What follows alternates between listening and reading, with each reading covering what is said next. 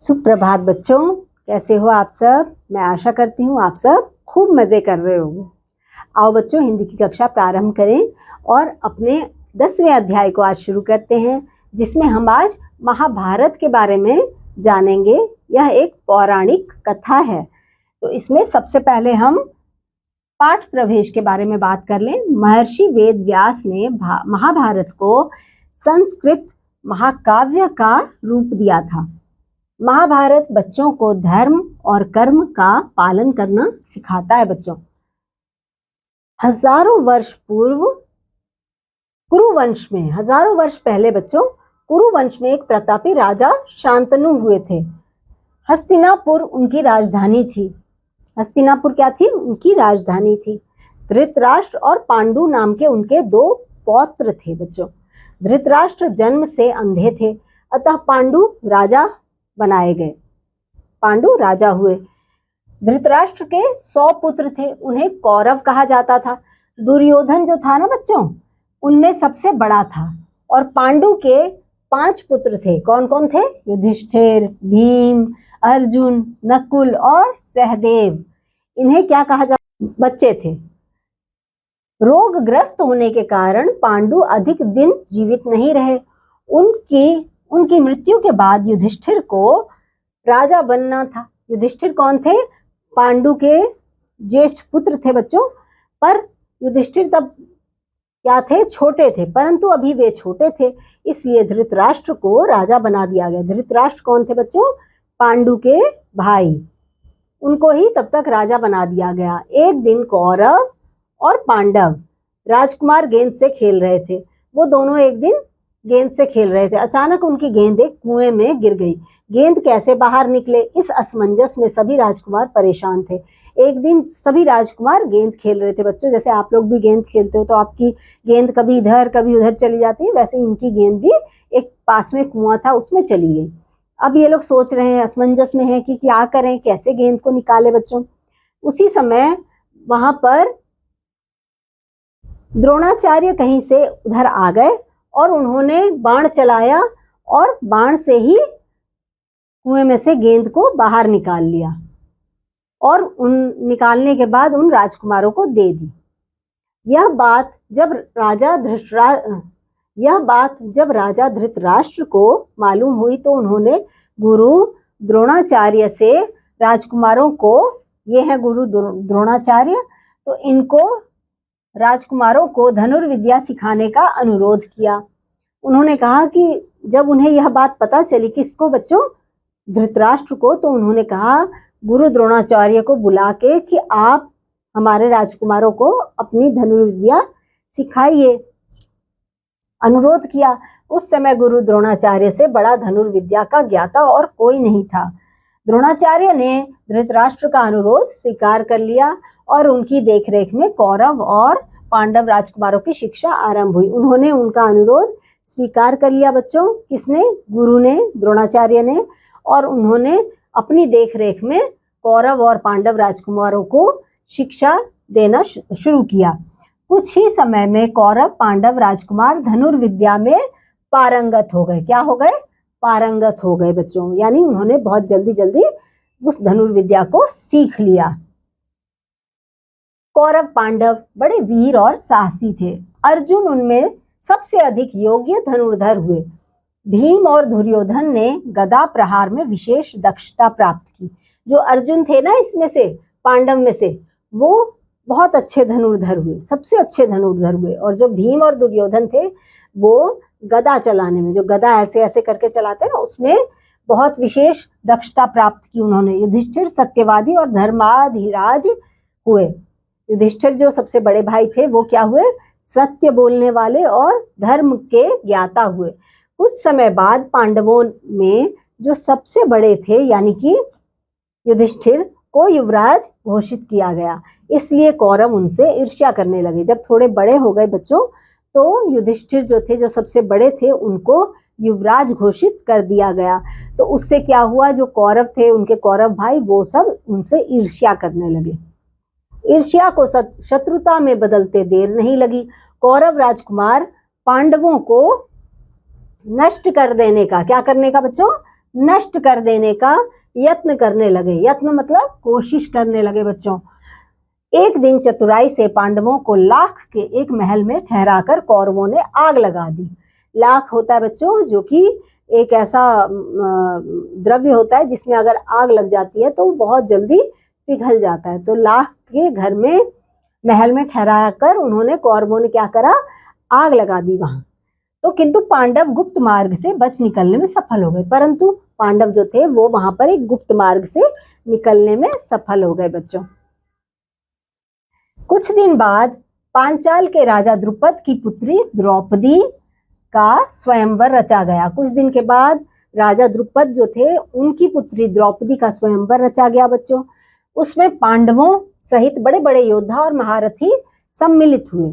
वहां पर सब राजकुमार आए और वहां पर सम्मिलित हुए। स्वयंवर की शर्त क्या थी बच्चों? स्वयंवर की शर्त यह थी कि ऊपर एक चरखी में घूमती हुई मछली की आंख में नीचे कढ़ाई में रखे तेल में छाया देखकर बाण मारना था। बड़े बड़े राजाओं और शूरवीरों ने अपना भाग्य की परीक्षा की, किंतु कोई भी मछली की आंख भेदने में सफल नहीं हुआ। कई राजकुमार आए थे, बहुत से राजकुमारों ने अपनी अपनी कोशिशें करी उस मछली की आंख को भेदने की, परंतु बच्चों कोई भी सफल नहीं हुआ।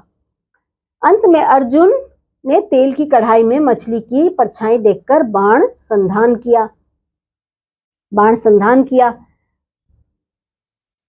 मछली की आंख भेदने में सफल होने पर अर्जुन का विवाह द्रौपदी के साथ हो गया।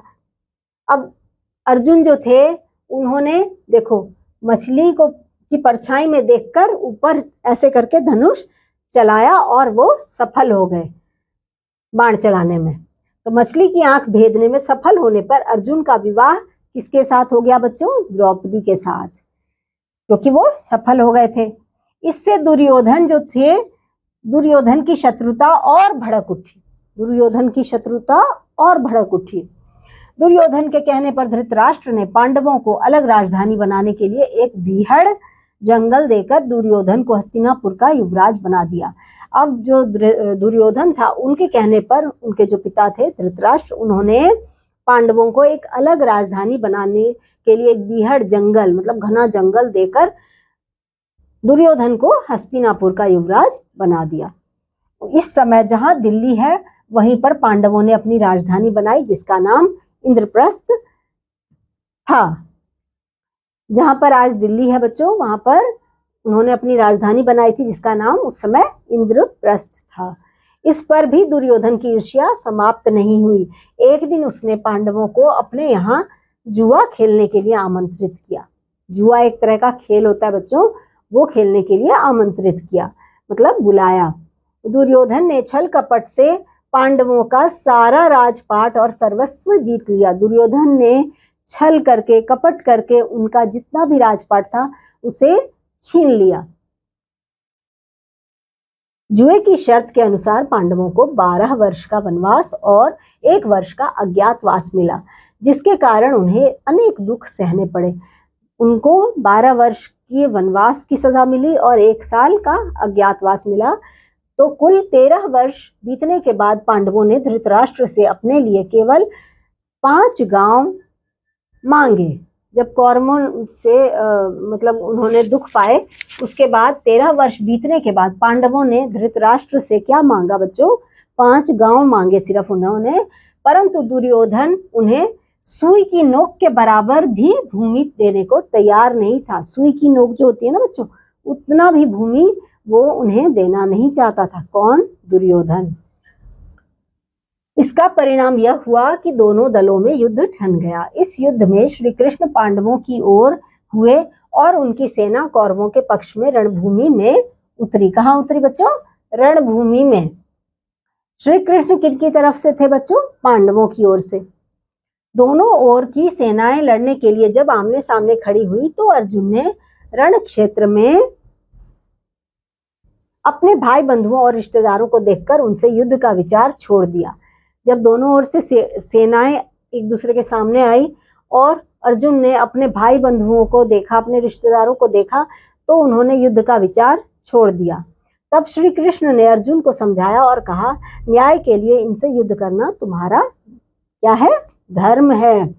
अर्जुन बोले, हे माधव, अपने बंधुओं और गुरुजनों पर बाण चलाने के लिए मेरे हाथ नहीं उठ रहे। मैं नहीं उठा सकता अपने हाथ, उनसे मैं नहीं लड़ सकता अपने भाई बंधुओं से।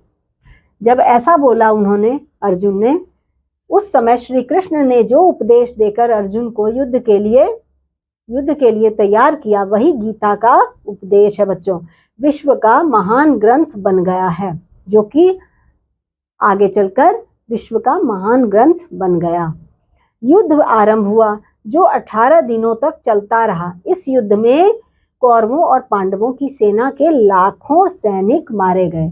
ये 18 दिन तक चला युद्ध, और इसमें दोनों ही पक्षों के बच्चों लाखों सैनिक मारे गए। दुर्योधन, भीष्म, पितामह अभिमन्यु और गुरु द्रोणाचार्य जैसे महान योद्धा युद्ध में काम आए। ये सारे लोग युद्ध में काम आए बच्चों। अंत में कौरवों की हार और पांडवों की जीत हुई। किसकी जीत हुई बच्चों? पांडवों की और कौरवों की हार हुई। इसी युद्ध को क्या कहा जाता है बच्चों? इसे महाभारत कहा जाता है। महाभारत कहा जाता है। और बच्चों कुछ शब्दों के अर्थ भी देख लेते हैं हम। रोगग्रस्त यानी कि बीमार, अनुरोध यानी कि प्रार्थना, अनुनय यानी असमंजस, महारथी यानी बड़ा योद्धा, धनुर्विद्या यानी बाण चलाने की विद्या, कुशल, निपुण यानी कुशल, स्वीकार करना यानी मानना, और योग्य का मतलब काबिल। राजा शांतनु कौन थे? राजा शांतनु हस्तिनापुर के राजा थे। राजा शांतनु के कितने पौत्र थे? उनके नाम बताए। उनके 2 पौत्र थे बच्चों, और उनके नाम क्या क्या थे? उनके नाम थे धृतराष्ट्र और पांडु। धृतराष्ट्र के कितने पुत्र थे बच्चों? 100 पुत्र थे उनके। अर्जुन का विवाह किसके साथ हुआ था? उनका विवाह द्रौपदी के साथ हुआ। सही का निशान लगाएंगे बच्चों। राजा शांतनु किस वंश के शासक थे? यदुवंश। यदुवंश पर सही का निशान लगाएंगे बच्चों। पांडु के सबसे बड़े पुत्र कौन थे? दुर्योधन, भीम, युधिष्ठिर या अर्जुन? युधिष्ठिर पर सही निशान। कौरव और पांडव भाइयों में सबसे अधिक योग्य धनुर्धर कौन था? दुर्योधन, भीम, युधिष्ठिर या अर्जुन? अर्जुन पर सही का निशान लगाएंगे।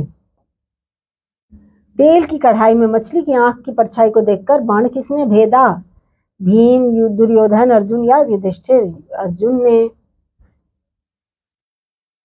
तो बच्चों और भी थोड़े से अभ्यास के कार्य हैं, जिन्हें आप अपनी अभ्यास पुस्तिका में स्वयं कीजिएगा। मैं अब आपको अगले अध्याय में एक बार फिर मिलूंगी। तब तक के लिए बच्चों बाय।